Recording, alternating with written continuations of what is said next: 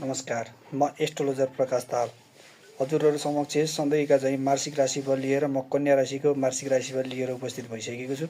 कन्या राशिको मासिक राशिफल असार महिनाको के कस्तो रहनेछ समग्र रूपमा हेरौँ है त।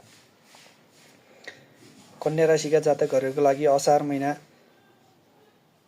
लागि आर्थिक रूपमा मिश्रित प्रभाव रहनेछ र सूर्य र बुधको दशम भावमा गोचर तथा युति परेको करियरबाट आय वृद्धिको सम्भावना देखा पर्दछ र शुक्रको परिवर्तन र खर्च बढ्न सक्दछ। असार 20 पछि शुक्र 12औं भावमा जाँदा विदेश सम्बन्धी वा अनावश्यक खर्च, यात्रा वा खर्च तथा स्वास्थ्य सम्बन्धी खर्चले बजेट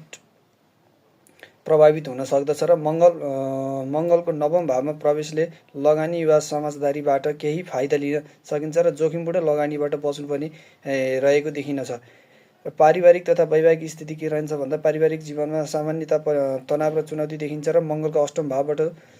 सुरुको गोचरले घरेलु कल वा स्वास्थ्य चिन्ता बढाउन सक्दछ र नवम भाव प्रवेश गरिसकेपछि अभिभावक वा गुरुजनसँग सम्बन्ध सुधार हुने सङ्केत देखिनेछ र वैवाहिक जीवनमा शुक्रको पञ्चम भावमा रहेको दृष्टिकोणले प्रेम र समझदारी बढाउन तर शुक्र 12औं भावमा गएपछि सानोतिनो मतभेद वा दूरी बढ्न सक्ने सम्भावना रहेको छ भनेदेखि सन्तान पक्षबाट सुखद समाचारहरू आउन सक्छन्। परिवारसँग खुला कुराकानी र धैर्य राख्ने क्षमता राख्नु कार्य गर्नुपर्दछ र पढाइ तथा प्रेम सम्बन्धमा विद्यार्थी तथा प्रेम सम्बन्धका लागि यो महिना राम्रो छ र बुध र सूर्यको प्रभाव दशम भावमा गोचर तथा शुक्रको पञ्चम भावमा परेको दृष्टिकोणले वैदिक कार्यक्षमता, अध्ययन र प्रेम सफलता मिल्ने देखिन्छ भने असारको 8 पछि बुध 11औं भावमा जाँदा